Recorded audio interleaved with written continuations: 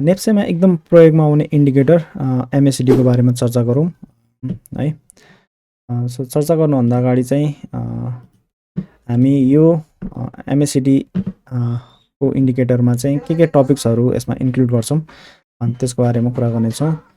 MACD भनेको के हो, वाट इज MACD है, यो हामी यसको बारेमा यो भिडियोमा चर्चा गर्नेछौँ।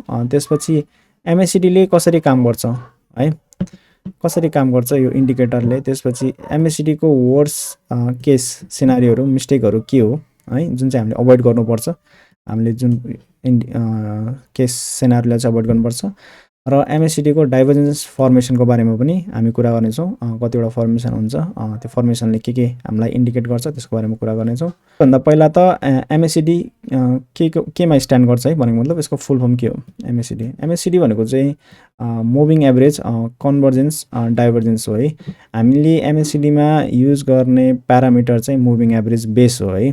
सो त्यही भएर यसको फर्स्टमै मुभिङ एभरेज छ है। सो कन्भर्जेन्स भनेको चाहिँ के भन्दा भने कुनै दुईटा लाइनहरू एक आपससँग नजिक आउँछ भने त्यसलाई चाहिँ हामी कन्भर्जेन्स भन्छौँ। डाइभर्जेन्स भनेको त्यो लाइनहरू दुईटा लाइनहरू एक आपसबाट टाढा हुन्छ भने त्यसलाई हामी डाइभर्जेन्स फर्मेसन भन्छौँ। यस्तो फर्मेसनलाई चाहिँ डाइभर्जेन्स फर्मेसन भन्छ, यस्तोलाई चाहिँ हाम्रो कन्भर्जेन्स फर्मेसन भन्छ। MACD इन्डिकेटर चाहिँ केमा बेस हुन्छ भने मुभिङ एभरेज बेस इन्डिकेटर हो है। यही मुभिङ एभरेजको प्यारामिटरलाई लिएर नै हामी MACD इन्डिकेटर फर्मेसन गर्छौँ। यसले कसरी काम गर्छ भन्ने कुराहरू। अनि MACD ले चाहिँ हामीलाई के इन्डिकेसन दिन्छ, के बताउन खोज्छ भने चाहिँ यसले यो चाहिँ एकदम एउटा मोमेन्टम बेस इन्डिकेटर हो, मोमेन्टम दिन्छ। सो मोमेन्टम भनेको के हो, मोमेन्टम भनेको स्पिड एन्ड डिरेक्सन हो के को, प्राइस मुभमेन्टको। हामीले हेर्ने भनेको प्राइस मुभमेन्टको डिरेक्सन भनेको कि अपवर्ड डिरेक्सन यस्तो हुनसक्छ कि अर्को डाउनवर्ड डिरेक्सन हुनसक्छ। स्पिड भनेको के भन्दाखेरि यो क्यान्डलहरूको बडी चाहिँ कतिको फास्ट माथि गइरहेछ भने चाहिँ मारुबोजा क्यान्डल फर्मेसन भएर अगाडि मुभ भइरहेछ भन्ने कुरा देखाउँछ है। सो एकदम स्ट्रङ मोमेन्टम भएको बेला चाहिँ के हुन्छ भन्दाखेरि प्राइजहरू चाहिँ, सो यहाँ चाहिँ मैले MACD इन्डिकेटरको हिस्टोग्रामको मात्र लिइरहेको छु है। अनि माथिपट्टि चाहिँ प्राइस एक्सन बेस हो। हामीले इन्डिकेटर कम्पेरिजन गर्दा जहिले पनि मेन डाटा भन्छ बेला चाहिँ हैन, यो प्राइससँग मात्र कम्पेरिजन गर्ने हुन्छ अरू इन्डिकेटरहरू। MACD इन्डिकेटरले कसरी काम गर्छ त्यसको बारेमा नै कुरा गरौँ। MACD इन्डिकेटरमा चाहिँ स्पेसली तीनटा प्यारामिटरहरू युज हुन्छ। एउटा चाहिँ यो दुईटा लाइन हुन्छ जसमा फर्स्टको लाइनलाई चाहिँ हामी MACD लाइन भन्छौँ। MACD लाइन कसरी निस्किन्छ त, MACD लाइन कसरी निस्किन्छ त्यसको बारेमा कुरा गरौँ। 12 डेको EMA भनेको एक्सपोनेन्शियल मुभिङ एभरेज हो है। र 26 दिनको EMA 26 दिनको EMA को डिफरेन्स निकाल्यो भने चाहिँ हामीले MACD लाइन पाउँछौँ, जुन चाहिँ यो लाइन हो यहाँ देखाइरहेछ मजाले। त्यस्तै गरी यो अरेन्ज कलरको लाइन चाहिँ हाम्रो सिग्नल लाइन हो। सिग्नल लाइन कसरी फर्मेसन हुन्छ भन्दाखेरि MACD लाइनको यो लाइनको हामीले 9 दिनको सिम्पल मुभिङ एभरेज निकाल्यौँ भने यो कसरी निकाल्छ यसको बारेमा मैले एकछिनमा चर्चा गर्नेछु है। निकाल्यो भने चाहिँ हाम्रो यो सिग्नल लाइन आउँछ। अनि त्यस्तै गरी यो जुन चाहिँ हामीले यहाँ देखिरहेका छौँ क्रसओभर भन्छौँ। यदि MACD लाइन है, MACD यसको बारेमा अलिक कुरा गरौँला, यसलाई चाहिँ हामी क्रसओभर भन्छौँ। यो अघि अलि पछि कुरा गरौँला। यो हामीलाई मेन चाहिने भनेको यही हो। अनि त्यसपछि यो लाइन हो है। अर्को प्यारामिटर भनेको चाहिँ हाम्रो हिस्टोग्राम हुन्छ।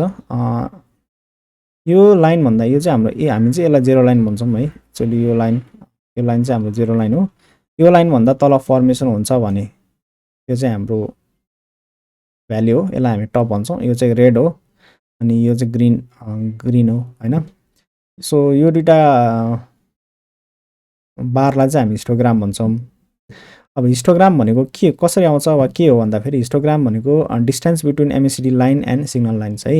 यो कसरी फर्मेसन हुन्छ भन्दाखेरि यो दुईटा बिचको ग्याप छ नि, यदि MACD लाइन चाहिँ ओरेन्ज लाइन यो सिग्नल लाइन भन्दा माथि फर्मेसन हुन्छ भने यसलाई हामी पोजिटिभ स्पेस भन्छौँ है, पोजिटिभ स्पेस भन्छौँ।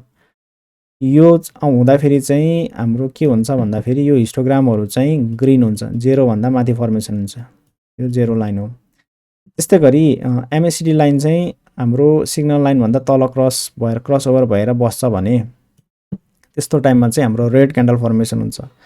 अनि यो बीचको डिस्टेन्सले चाहिँ हामीलाई के दिन्छ, यो ग्याप छ नि हो यो क्यान्डलको डिस्टेन्स दिन्छ है, यो बारको डिस्टेन्स फर्मेसन हुन्छ, यो बारको फर्मेसन हुन्छ।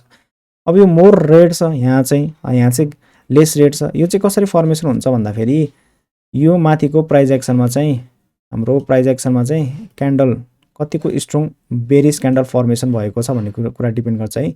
जति ठुलो बेरिस क्यान्डल उति ठुलो बार फर्मेसन हुन्छ। अनि सानो हुँदाखेरि चाहिँ हाम्रो लाइट फर्मेसन हुँदै जान्छ है। अरू यो ग्रिनको पनि एज युजल त्यही नै हो। यदि यहाँ स्ट्रङ मारुवोजा क्यान्डलहरू फर्मेसन भएको छ भने त्यस्तो टाइममा चाहिँ यो बारहरू चाहिँ डार्क ग्रिन हुन्छ। अब यो डिस्टेन्स यो बार कतिको अग्लो हुन्छ तल हुन्छ भन्ने सानो हुन्छ भन्ने कुरा चाहिँ हाम्रो यो स्पेसले डिटरमाइन गर्ने भयो। यो डार्क र लाइट ग्रिनको डार्क कलर र डार्क ग्रिन र यो लाइट ग्रिनको कुरा चाहिँ हाम्रो क्यान्डल फर्मेसनले बताउने भयो है त। अनि त्यस्तै गरी यो एमएससीडीमा प्रयोग हुने इन्डिकेटर त यही हो हैन, यो तीनटाको बारेमा भइहाल्यो। यो फर्स्टको लाइनलाई चाहिँ हामी एमएससीडी लाइन भन्छौँ, जुन चाहिँ 12 डे EMA - 26 DMA को डिफरेन्सबाट फर्मेसन हुन्छ। अनि यो ओरेन्ज कलरको लाइन एसके यो एमएससीडी लाइनकै हामीले 9 डेको हामीले सिम्पल मुभिङ एभरेज लियौँ भने 9 डेजको सिम्पल मुभिङ एभरेज लियो भने यो सिग्नल लाइन फर्मेसन हुन्छ। हिस्टोग्राम पनि हामीले भनिहाल्यौँ। द डिस्टेन्स बिट्विन एमएससीडी यो एमएससीडी र सिग्नल लाइनको बीचको फर्मेसनलाई चाहिँ हामी के भन्छौँ, हिस्टोग्राम भन्छौँ। अनि कलर रातो डार्क ग्रिन हुने र लाइट ग्रिन हुने वा डार्क रेड हुने र लाइट रेड हुने फर्मेसन चाहिँ हाम्रो क्यान्डलमा डिपेन्ड गर्छ। यदि माथिपट्टि जस्तै यो ग्रिनमा हेरौँ, यहाँ कुनै एउटा बुलिस क्यान्डल है, बुलिस मारुवोजा फर्मेसन भएको छ भने चाहिँ यस्तो खालको माथि चाहिँ बुलिस मारुवोजा फर्मेसन भएको छ भने चाहिँ यो क्यान्डल चाहिँ डार्क ग्रिन हुन्छ। अनि सानो हुँदै गयो भने चाहिँ यो ग्रिनको कलरहरू चाहिँ घट्दै जान्छ है। यसरी नै हुने हो। रेड पनि एज युजल त्यसरी नै हो। अनि हाम्रो लागि इम्पोर्टेन्ट भनेको चाहिँ यो क्रसओभर जोन है, हामी यसलाई चाहिँ क्रसओभर भन्छौँ, यसलाई क्रसओभर भन्छौँ। यदि एमएससीडी लाइन चाहिँ हाम्रो यो ब्लू भनेको एमएससीडी लाइन भयो र यो ओरेन्ज भनेको सिग्नल लाइन भयो। यदि एमएससीडी लाइनले चाहिँ ओरेन्ज लाइनलाई क्रसओभर गरेर माथि जान्छ भने त्यतिखेर चाहिँ हाम्रो बाई सिग्नल लागो हैन। यदि एमएससीडी लाइन चाहिँ क्रसओभर भएर सिग्नल लाइन भन्दा तल झर्छ भने त्यस्तो बेला चाहिँ हामीलाई सेल भन्ने सिग्नल दिन्छ एमएससीडीले। त्यस्तै गरी अर्को इम्पोर्टेन्ट कुरा भनेको चाहिँ पहिला यसको बारेमा कुरा गरौँ। फर्स्ट यसलाई हामी चार्टमा हेरौँ। चार्टमा एमएससीडी म यो हाम्रो यहाँ है 12 वाला EMA चाहिँ हाम्रो के भन्छ, फास्ट मुभिङ भन्छ है। यसले सर्ट टर्म ट्रेन्ड दिन्छ भने यसले लङ टर्म ट्रेन्ड दिन्छ। अनि स्लो लेन्थलाई चाहिँ हामीले यसलाई के देख्छौँ भन्दाखेरि लङ टर्म ट्रेन्डहरू एनालाइसिस गर्नलाई ठिक हुन्छ है। अनि त्यस्तै गरी भने हाम्रो यो निलो चाहिँ एमएससीडी लाइन भयो है। यहाँ एमएससीडी इन्डिकेटरलाई हेरौँ है। यहाँ हामीले 12-26 देख्न सक्छौँ है। एमएससीडी लाइनलाई चाहिँ हल्का मोटो बनाइदिउँ, त्यस्तै गरी सिग्नल लाइन पनि हल्का मोटो बनाइदिउँ, सजिलो हुन्छ। यो निलो लाइन भनेको चाहिँ हाम्रो एमएससीडी लाइन भयो, यो ओरेन्ज कलर भनेको हाम्रो सिग्नल लाइन भयो है।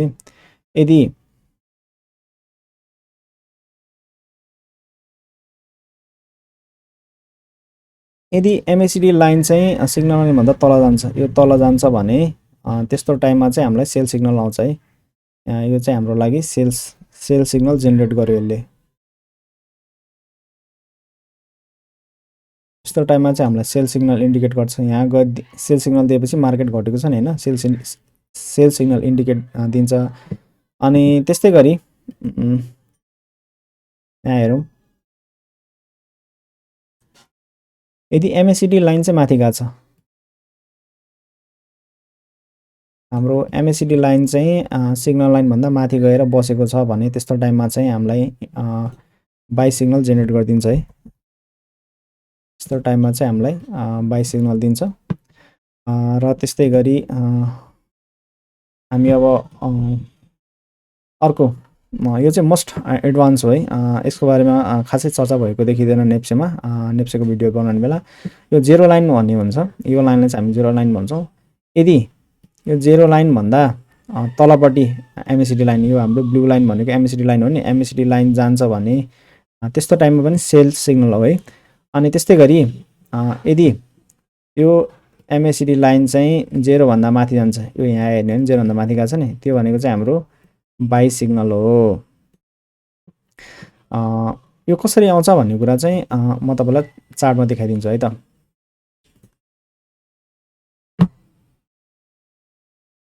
किन जेरोमा आउँदा फेरि बाई दिन्छ वा सेल दिन्छ भन्ने कुरा चाहिँ यहाँबाट बुझ्न सकिन्छ है त।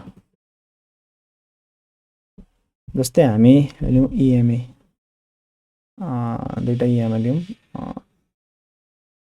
अझ इएमए क्रस ओभर नै ठिक हुन्छ। त्यही सर्ट भनेको हामीले सर्ट भनेको चाहिँ हामीले 12 राख्नु पर्यो हैन, लङ भनेको 26 राख्नु पर्यो।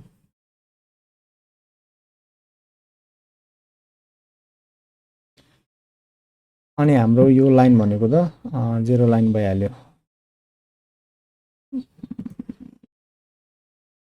हिस्टोग्रामलाई हटाइदिन्छु म। यहाँबाट होरिजेन्टल लाइन लिउँ।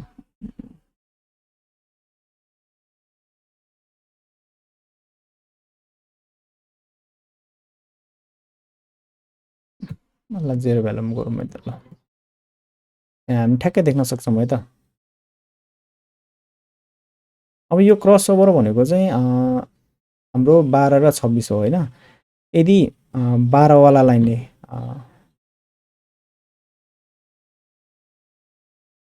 ल हटाइदिउँ, 12 लाई यसलाई हामी निलो बनाइदिउँ र यो लङलाई अरेन्ज बनाइदिउँ है त। अहिलेको फर्मेसनमा बुझ्न हल्का सजिलो हुन्छ।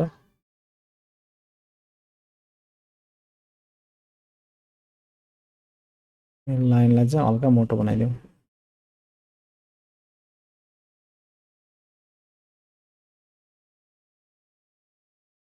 यसरी हेर्ने हो भने यहाँ क्रस भएकै ठाउँमा छ नि, जुन चाहिँ यो 12 डेको इएमएले 26 डेको इएमएलाई क्रस ओभर गरेर माथि गयो नि निलो चाहिँ, त्यही ठ्याक्कै क्रस ओभर भएको बेला चाहिँ यो हाम्रो एमएसिडी लाइन चाहिँ कहाँ गएको छ भन्दाखेरि एमएसिडी लाइन चाहिँ हाम्रो जेरो जोन, जेरो लाइनबाट माथि गएको छ हो। यो चाहिँ हाम्रो बाई सिग्नल हो। यहाँ हेर्ने हो भने अब यो क्रस ओभर हुँदाखेरि है 12 डेको इएमए लाइनले 26 दिनको इएमए लाइनलाई तलबाट जाँदाखेरि क्रस गरेर तल जाँदाखेरि हामीलाई के भएको छ, यहाँ फेरि हाम्रो जेरो लाइनमा सेल सिग्नल जेनेरेट भएको छ नि हो। यो चाहिँ यसरी आउँछ है। यो पनि एउटा बाई एन्ड सेल गर्ने जोन चाहिँ हो है। यहाँ हामीले सेल गर्न सक्छौँ भने त्यस्तै गरी यो लाइनमा बाई गर्न सक्छौँ। अनि अर्को छ हाम्रो एमएसिडीको वर्स्ट केस है। एमएसिडीलाई चाहिँ कुन टाइममा युज गर्नु हुँदैन भन्दाखेरि साइडवेज फर्मेसन, मार्केट यदि साइडवेजमा फर्मेसन भएको छ भने त्यस्तो टाइममा युज गर्नु हुँदैन। त्यस्तो टाइममा युज गर्दाखेरि चाहिँ हामीलाई एकदम नोइजी सिग्नल दिन्छ है। हाम्रो पोर्टफोलियो चाहिँ लस हुनसक्छ, ट्रेडहरू एकदम रङ जान सक्छ। अब यसले हामीलाई यहाँ के गरिरहेछ, बाई सिग्नल दिइरहेछ है। फेरि इन्स्ट्यान्टली हामीलाई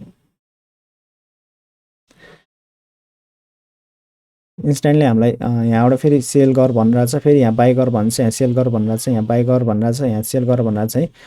यस्तो साइडवेज मार्केटमा वा ट्रायङ्गलहरू कुनै प्याटर्नहरू फर्मेसन हुन्छ भने त्यतिखेर चाहिँ हामीले अलिकति अलर्ट भएर हेर्नुपर्ने छ। यो बेरिस भन्ने बित्तिकै के इन्डिकेट गर्छ भने अब आउने मुभ चाहिँ हाम्रो के हुन्छ, बेरिस हुन्छ है। यसमा बेरिस हुँदाखेरि चाहिँ प्राइस चाहिँ हाम्रो के हुन्छ, मुभ चाहिँ हायर हाई बनाइरहेको हुन्छ। सो त्यही भएर हामीले हायर हाई मुभ लेखेका छौँ नि है। ट्रेन्ड चाहिँ अपवर्ड ट्रेन्ड भइरहेको हुन्छ यस्तो टाइममा चाहिँ। फर्मेसन चाहिँ अब आउने यो डाइभर्जेन्स फर्मेसनहरू चाहिँ हाम्रो लिडिङ इन्डिकेटर हो है। जस्तै एमएससिडीको क्रस ओभर चाहिँ हाम्रो ल्यागिङ हो, त्यसले भएपछि देखाउँछ है। अनि जस्तै यो म तपाईँलाई भनिदिन्छु, क्यान्डल लिस्टिङमा प्राइस ड्रप भएपछि बल्ल देखाउँछ है सिग्नलमा चाहिँ। सो त्यही भएर यसलाई चाहिँ ल्यागिङ इन्डिकेटर भनिन्छ। फेरि भएपछि देखाउने हो, यो चाहिँ हाम्रो ल्यागिङ इन्डिकेटर हो। यो एमएसिडीको क्रस ओभर भनेको चाहिँ हाम्रो ल्यागिङहरू भयो है। तर डाइभर्जेन्स फर्मेसन चाहिँ हाम्रो लिडिङ इन्डिकेटर हो भने मतलब भविष्यमा हुन सक्ने टेन्डेन्सीले चाहिँ यसले देखाउँछ पहिले नै। सो बेरिस डाइभर्जेन्स फर्मेसन हुँदाखेरि चाहिँ हायर हाईको प्राइससँग हायर हाई फर्मेसन गर्छ र ओसिलेटरसँग चाहिँ लोवर हाई फर्मेसन गर्छ। भन्नुको अर्थ के हो भन्दाखेरि अहिलेको हाई चाहिँ पहिलाको हाईभन्दा कहाँ हुन्छ, अलि माथि गएर बसेको हुन्छ है, र ओसिलेटरमा चाहिँ अहिलेको हाई चाहिँ पहिलाको हाईभन्दा के गरेर बसेको हुन्छ, तल गएर बसेको हुन्छ। यस्तो खालको फर्मेसन भयो भने चाहिँ हामी यसलाई बेरिस डाइभर्जेन्स भन्छौँ। अब चार्टमा म तपाईँलाई देखाइदिन्छु। यो चार्टमा यो बेरिस डाइभर्जेन्सलाई चाहिँ रेगुलर बेरिस डाइभर्जेन्स पनि भन्छ, साथसाथै यसलाई क्लासिकल बेरिस डाइभर्जेन्स पनि भन्छ है, नाम एउटै हो। सो प्राइसमा चाहिँ के बनाइरहेछ, एउटा हाई बनाइरहेछ र अर्को त्योभन्दा माथि गएर हायर हाई फर्मेसन गरिरहेछ प्राइसमा चाहिँ। अनि सिग्नल ओसिलेटरमा चाहिँ यो चाहिँ एमएसिडी लाइन हो है, यसलाई ओसिलेटर भन्छ। ओसिलेटरमा चाहिँ हाम्रो के भइरहेको हुन्छ नि, एउटा हाई बनाउँछ र लेटेस्ट अहिलेको हाई चाहिँ प्रिभियस हाईभन्दा तल गएर बसेको हुन्छ। हो यस्तो खालको फर्मेसन हामीले भेट्छौँ भने हो यस्तो टाइममा चाहिँ के हुन्छ, बेरिस डाइभर्जेन्स फर्मेसन भएको हुन्छ है।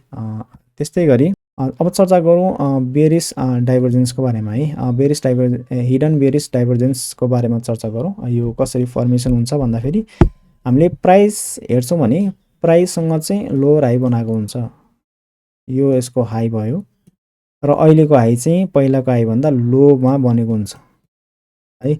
नेमिङ पनि सम्झिनुपर्छ है, अलिकति ट्रिकी छ तर म सजिलोसँग बुझाउने प्रयास गर्नेछु। त्यस्तै गरी ओसिलेटरमा हेर्ने हो भने यो बेरिसमा चाहिँ प्राइस हामीले कहाँ हेर्छौँ, हाईको मात्र हेर्छौँ है। बुली के अरे हिडन भए पनि रेगुलर भए पनि हामीले हेर्ने भनेको चाहिँ हाई नै हो। यो पनि हाई भयो, यो पनि हाई भयो हैन, तर कम्पेरेटिभली यो हाईभन्दा यो हाई कहाँ भयो, माथि अझै भयो नि, अझै हायर हाई भयो नि हो। त्यही भएर हामीले यसलाई हायर हाई फर्मेसन भन्छौँ है, हायर हाई फर्मेसन भन्छौँ। यस्तो फर्मेसन भएको टाइममा चाहिँ के हुन्छ भन्दाखेरि यस्तो फर्मेसन भएको टाइममा चाहिँ हाम्रो हिडन बेरिस डाइभर्जेन्स फर्मेसन भएको हुन्छ। यसलाई म चार्टमा देखाउँछु।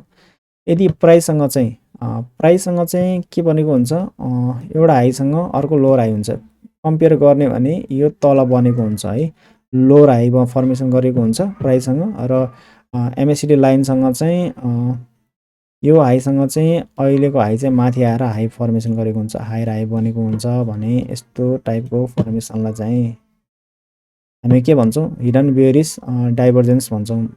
यसले चाहिँ के गर्छ भने ट्रेन्डलाई कन्टिन्यू गर्छ है, यसले ट्रेन्डलाई ब्रेक गर्दैन। भएको ट्रेन्ड अब यो आउने अर्को हाई पनि हाम्रो के हुन्छ, लोवर हाई फर्मेसन हुन्छ, यहाँ कतैतिर लोवर हुन्छ।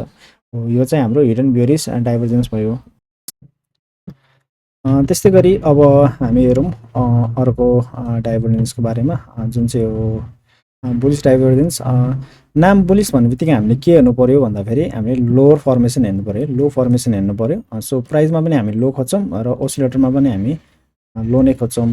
प्राइसमा लो खोज्दाखेरि चाहिँ अहिलेको लो चाहिँ के हुनु पऱ्यो, पहिलाको लोभन्दा तल आएर फर्मेसन हुनु पऱ्यो, लोवर लो फर्मेसन गर्नु पऱ्यो। त्यही भएर यसलाई चाहिँ हामी लो फर्मेसन भन्छौँ।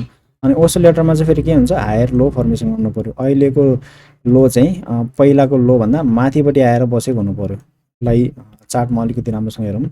सो प्राइस एक्सनसँग चाहिँ हाम्रो के हुन्छ, लो फर्मेसन गरेको हुन्छ, पहिलाको लो चाहिँ अहिलेको लो झन् तल हुन्छ है। यो चाहिँ कम्पेरेटिभली यो लोभन्दा तल लो आएर फर्मेसन गरेको हुनु पऱ्यो। अनि एमएसिडी लाइनमा चाहिँ के हुनु पऱ्यो भन्दाखेरि लोसँग चाहिँ हायर लो फर्मेसन गरेको हुनु पऱ्यो, मतलब अहिलेको हायर लो चाहिँ पहिलाको भन्दा अलिकति माथि आएर बसेको हुनु पऱ्यो। यस्तो फर्मेसन हुन्छ भने यस्तो फर्मेसनलाई चाहिँ हामी के भन्छौँ भन्दाखेरि यो as a regular bullish divergence हो। अब ट्रेन्ड चाहिँ हाम्रो चेन्ज हुनेवाला छ है, यसले ट्रेन्डमा चेन्ज लिएर आउँछ भन्ने कुरा इन्डिकेट गर्छ। त्यस्तै गरी अर्को हुन्छ हाम्रो हिडन बुलिस डाइभर्जेन्ट फर्मेसन।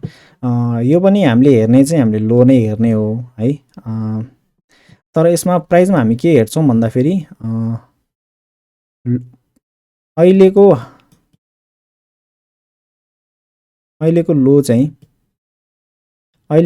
पहिलाको लो भन्दा माथि हुन्छ। सो त्यही भएर हामीले यसलाई हायर लो भनेको हुन्छौँ। ओसिलेटर आरएसआई इन्डिकेटरमा चाहिँ एमएसिडी ओसिलेटर एमएसडी इन्डिकेटरमा चाहिँ हामीले के हेर्छौँ भन्दाखेरि अहिलेको लो चाहिँ पहिलाको लो भन्दा तल आएर बसेको हुन्छ, लोवर लो फर्मेसन गरेको हुन्छ है, लोवर लो फर्मेसन गरेको हुन्छ। त्यही भएर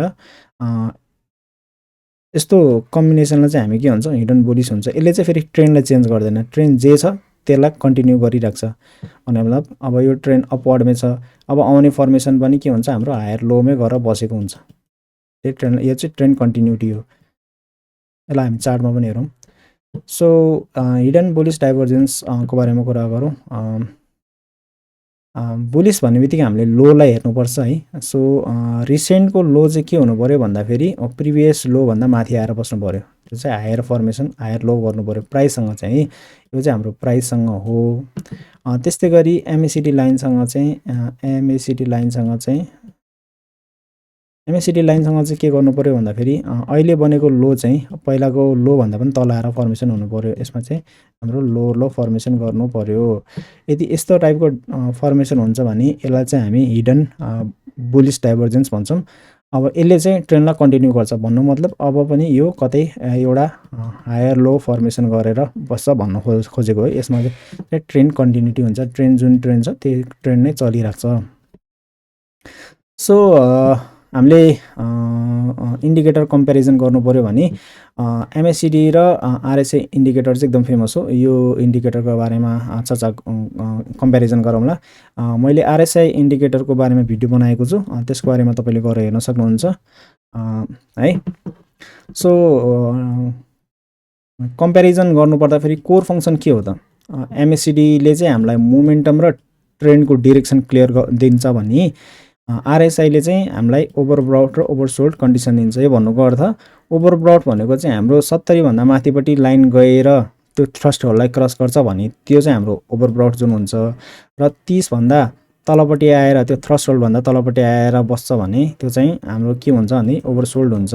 आरएसआई चाहिँ 0 देखि 100 को बिचमा लाइ गर्छ है। सो यसको मेकानिजम के हुन्छ, हामीले एमएसिडीमा चाहिँ हामीले के गर्छौँ भन्दाखेरि इएमएको रिलेसनलाई चाहिँ लिन्छौँ। दुईवटा इएमए थियो नि अघि हामीले हेरेको थियौँ नि, 12 इएमए र 26 डे इएमए हेरेको थियौँ, त्यसको रिलेसनलाई हामी कन्सिडर गर्ने हो। अनि आरएसआईमा चाहिँ हामी के हुन्छ भने प्राइस एभरेज प्राइस गेन र लसको कुरा गर्छौँ है। अनि त्यसपछि यो फ्याक्टर ल्याग फ्याक्टर, मैले अघि भनेको थिएँ नि, ल्याग फ्याक्टर चाहिँ कस्तो भने यो चाहिँ ल्यागिङ फ्याक्टर हो। एमएसिडी चाहिँ हाम्रो ल्यागिङ हो किनभने यसले भइसकेपछि दिन्छ है। फेरि डाइभर्जेन्स, एमएसिडी डाइभर्जेन्स चाहिँ फेरि लिडिङ इन्डिकेटर हो। त्यस्तै गरी आरएसआई चाहिँ के गर्छ भने यसले कहिलेकाहीँ चाहिँ हामीलाई लिडिङ टेन्डेन्सी देखाउँछ है।